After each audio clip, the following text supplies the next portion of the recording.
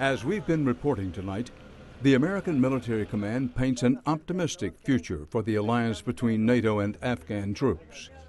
But a 6-month investigation by Dan Rather reports of an incident involving one remote outpost calls into question whether Americans can ever really rely on their Afghan counterparts. What happened on this mountaintop in the spring of 2009 left many searching for answers, especially a set of parents back in Colorado. Jimmy was proud of his country and worked hard for his country and was good at what he did. And then not to have the families know what happened is shameful. Jim and Patricia Pirtle are the parents of Sergeant James Pirtle. He was stationed with 6 other coalition soldiers and a platoon of Afghan troops at this mountaintop compound called Bari Alai in eastern Afghanistan's violent Kunar province. He felt that the armed forces were really doing a great job and that they were there to help get rid of the bad guys and help the people get a better life going. He really believed in that. Sergeant Pirtle served alongside a platoon of Afghan National Army soldiers, or ANA, shown here in a home movie taken by another soldier. The conditions were stressful and austere. According to Pirtle's parents, the longer he was at the compound, the more suspicious he became of his Afghan counterparts. Last time I talked to him, he had something in his voice I had never heard before. I can't even describe it. Sergeant Pirtle told his mother that Afghan troops were sneaking off the base at night. I, like an idiot, said, well, maybe they want to be with their family, and so I don't know. And he said, no, Mom, you don't understand. They're not allowed to. They're not allowed to leave, and they're doing it. I could tell the fear in his voice. That fear turned out to be justified. This is First Light, May 1st, 2009. Observation post Bari Alai is under attack by an estimated 50 Taliban fighters. This is a side of the Afghan war you rarely see, from the point of view of the enemy. It became a propaganda video created by the Taliban. It gives a tragic glimpse into one of the only times in the 10-year war where a position manned by coalition and Afghan soldiers has been completely overrun by insurgents. Attackers were so bold they carried video cameras right into the perimeter of the outpost as they directed deadly fire towards the entrance of a bunker. At the end of the battle, the brazen attackers stood nearby, even as U.S. Army choppers drew near.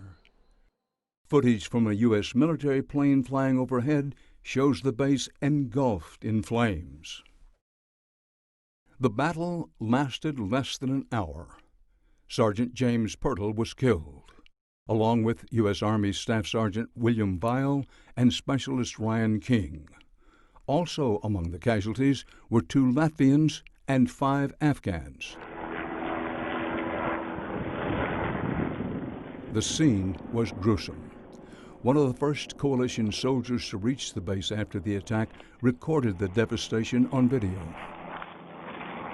With the outpost all but destroyed and the enemy on the run, coalition troops were soon back in control of Bari Alai, but there were serious questions about how NATO commanders could have let something like this happen.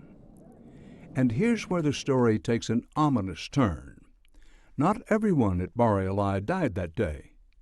In the video taken from the U.S. plane, you can see the insurgents leaving the scene of the battle with 12 Afghan soldiers who surrendered and were taken prisoner.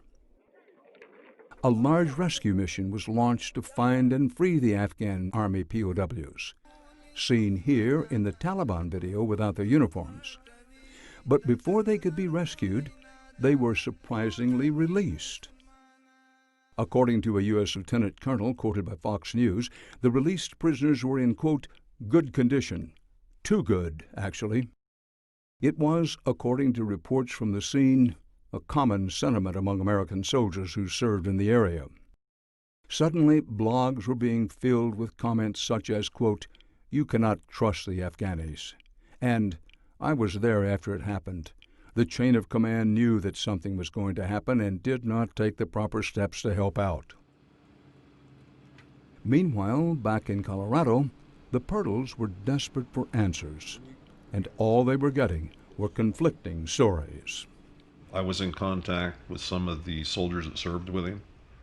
I was in contact with his captain's commander, got a different story.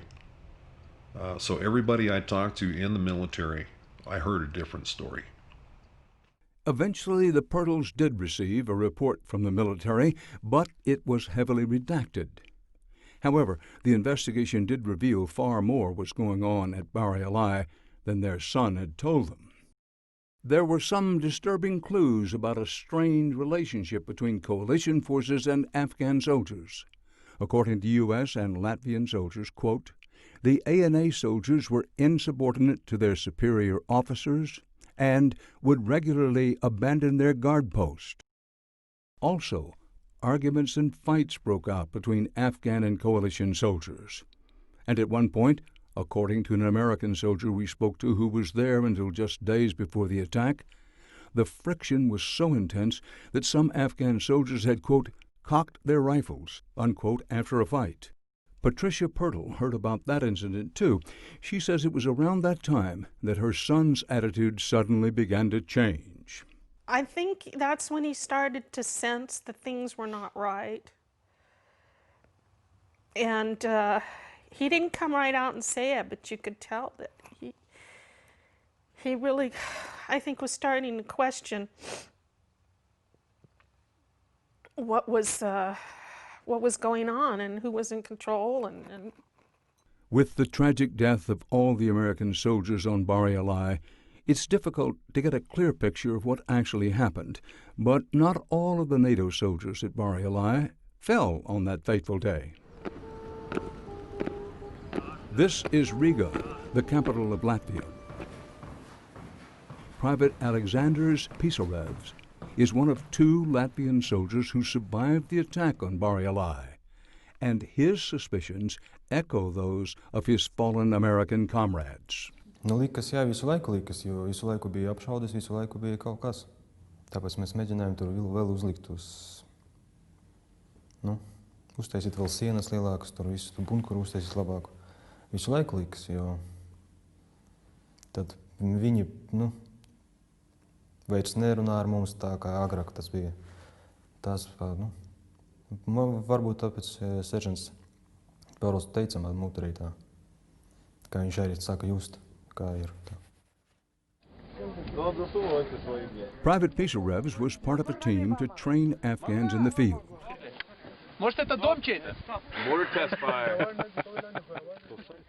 Pisarev says that during the attack, when he and his fellow Latvian, Sergeant Anshevitz, went to engage the enemy, his Afghan counterparts refused to join the battle.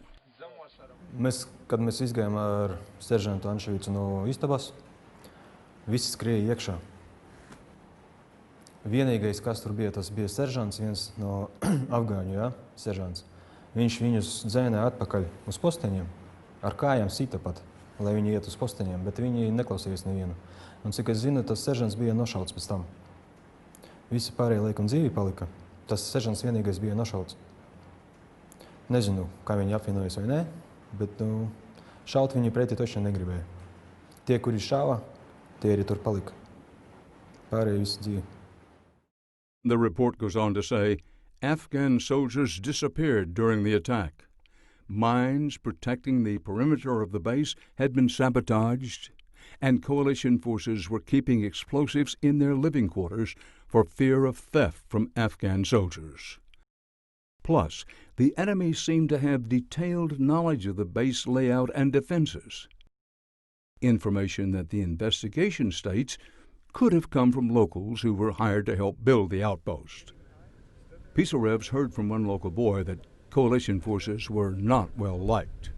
Viņš sāka stāstīt, tas ir tas. Mums mūsu apkārt stāvēja 3 village'i, ja? Teiksim tā, no 3 tām ciemām, ja? Aptuveni, kā viņš pateica, ja? 3 ģimenes ir par jums, un pārējie ir visi pret. Visi ir par Talibanu. Tā ir attieksme civiliem priekš mums. Visi. The redacted version of the report the Pirtles received lays out a grim picture of incompetence and defiance by Afghan National Army soldiers. But that doesn't tell the whole story. We obtained a copy of the report without redactions. What the Pirtles back in Colorado didn't see was this: clues that the disaster at Bari Alai can also be traced directly to regional U.S. commanders.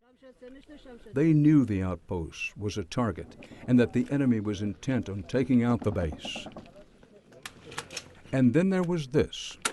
According to our investigation, a number of soldiers from privates to majors had for months requested reinforcements at Bari Alai. Requests that went up to the highest levels of command at Forward Operating Base Bostik, the parent base of Bari Alai. Requests that were never granted. Par to atbalstu mēs jau sen runājam. Mēs visu laiku zvanījām uz Bostiku, mēs visu laiku prasījām, ka mums vajag cilvēkus. Ja būs kaut kas notiks, tad mums visiem šeit būs. Viņi solīja, ka būs, bet tā neviens arī neatnāca. Es domāju, ja būtu amerikāņi, tur būtu labāk. Vismaz vairāk cilvēki un vairāk paņemtu sektorus. We tried to speak with a number of members of the U.S. military for this report, including a lieutenant colonel who was in command in that area at the time. He agreed to an on-camera interview, but later declined. We were told by his press officer it was due to security concerns and that he stands by the investigation. We asked him via email why more coalition troops were not sent to reinforce Bari Alai. We received no response. If the intel had gone up the ladder that something was possible in that area, they should have reinforced that area. And I'd like to know why they didn't feel it was necessary to evacuate them when I think they should have. The loss of 5 coalition soldiers in such a devastating attack provided a painful lesson. Unlike other outposts, Bari Alai was not abandoned. It was remanned and reinforced. 3-2, stay on ready to copy next 9 line. Coming up next. Bari Alai 1 year later. It's still home to U.S. troops and still under attack.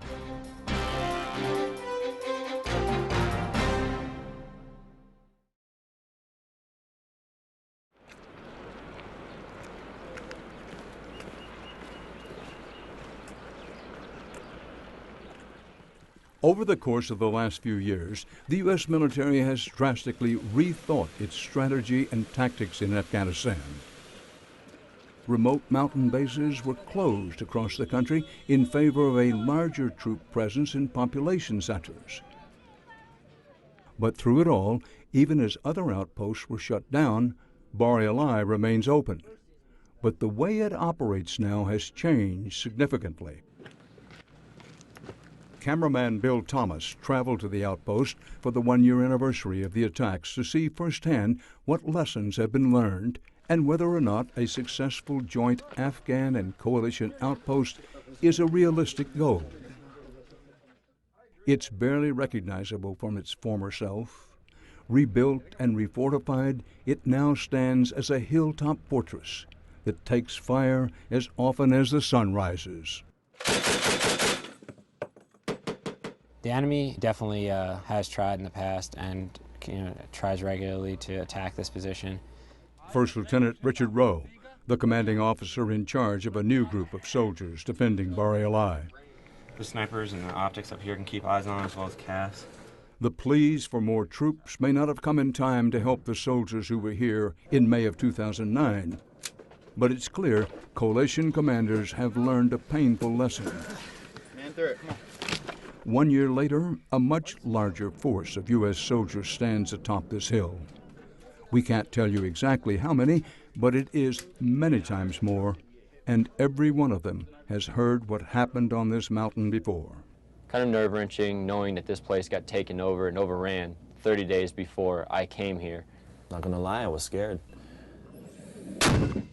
I got here, the very next day we got into contact, and the contact didn't stop until 12 days later.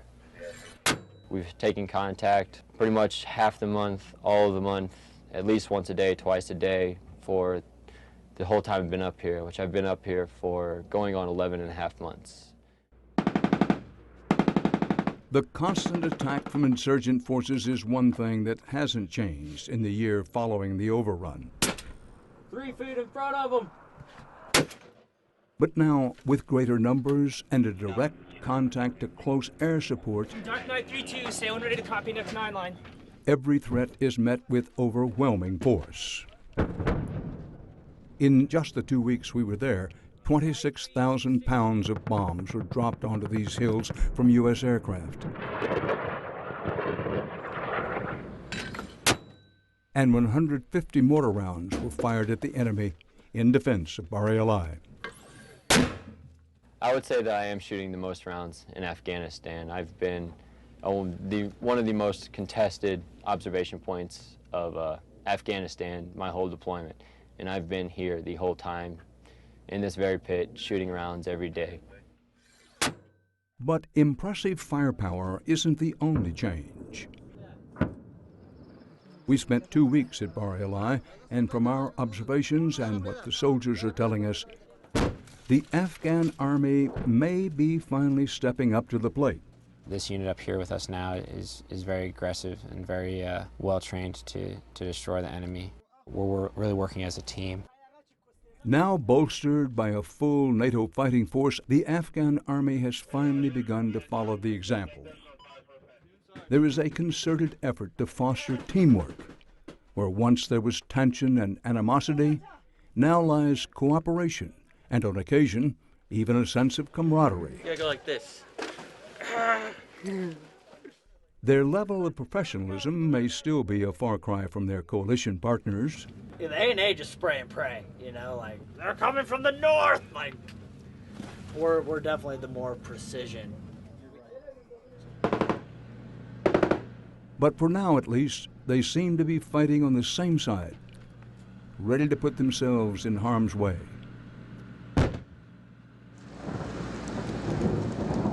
While Bari Alai has undergone a massive transformation, the men here still live under quite austere conditions. They receive one hot meal a day and go without showers during their 4-month rotations up on the hill. By day, these soldiers continually defend the base against enemy attacks. And by night, they're hard at work preparing for future ones, engaged in a never-ending task of building up defenses. It's a love-hate relationship. You pretty much hate the sandbag until it saves your life one day. They're good, but they suck. I'm pretty sure I have nightmares about them when I go back home. But even with all the sweat put into shoring up the defenses, here in the violent mountains of Afghanistan, war rages. And there's no such thing as a safe place to be. 100, right, 80. Holy shit. That was something bigger than a regular bullet. Bullets will always find their way into outposts like this. You can see the hole right there in the toolbox. They can just come right into, like, it'll come right over these sandbags and hit down there. Most of the single shots that we've been getting are rounds like this. This one's got a huge gash right here, so you can see that it ricocheted off something and then ended up falling. Needless to say, if it hits you in the chest, you don't have heart, you don't have a lung, you don't have anything left in your chest. It sucks. Vulnerability to enemy fire is a fact of life at this base, and on one occasion just weeks before we arrived, it proved fatal for one soldier. We did lose one U.S. soldier. He was hurt pretty bad. His name was Specialist Wickman. He was shot here at Battle Position 1. He was standing in a BP and got shot in the shoulder, just standing in the BP. Like, that should be an area that you would feel you're protected in, right? That Dunluck bullet. Specialist Wickman's death was the only casualty in the 12 months since Bari Alai was overrun. But it was a grim reminder of just how dangerous and how real this war is. These American troops are in essence target practice for the Taliban. And with all the firepower the U.S. military can muster, these soldiers are still at the mercy of a band of guerrillas hiding out behind those rocks. That might be that little fucking cave. It's an enemy that you seldom see. There's people all over these hills. I mean, we're sort of like ghosts. Every day it's a different spot. It's pretty frustrating because we'll scan all day and not see anything until they open fire on us. So. You see anything on that land bridge? Tension at the base started to build as the first anniversary of the overrun of Bari Alai approached. Would the insurgents mount another ground attack? I guess they could look at it like God granted them a victory a year ago, and so to this day I wouldn't be surprised if, they throw everything they got at us. But this time, the soldiers at Bari Alai were ready. It's been very well prepared for. The enemy will have a much more difficult time this year than they did last year. We got A&A up here, we got our platoon up here. I'm not worried about it. At the same time, I think I'm definitely going to see action, but that's, that ain't my first rodeo, bring it on. And sure enough, on May 1st, the enemy brought a wave of fire against Bari Alai.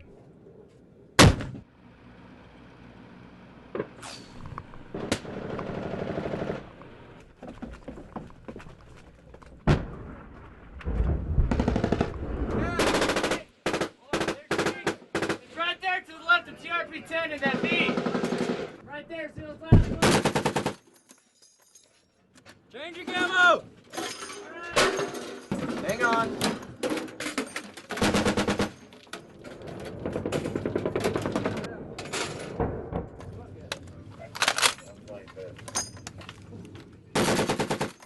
Where's it coming from? Sounds like two. Two? I can't see 3-2 copies, weapons away. Hang on.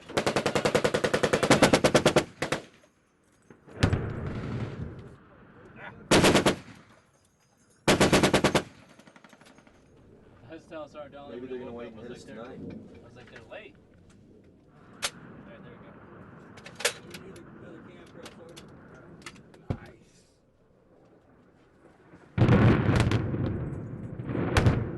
On this day, the defenders of Bari Alai would prevail. You see the big shadow just going up the mountainside? We just got lucky, we followed the sounds in the direction and then we happened to see that muzzle flash. Old boy paid for it. You really have to act quickly and bring as much firepower to bear against the enemy as possible to either destroy the enemy or to get them to run away. And that's what's going to keep you safe up here. The hard work fortifying this base, the new quick response air support, and the additional forces stationed here seems to have paid off. History did not repeat itself. And Bari Alai stood its ground. In the end, the massive ground attack the soldiers prepared for never came. What came was daily life on Bari Alai.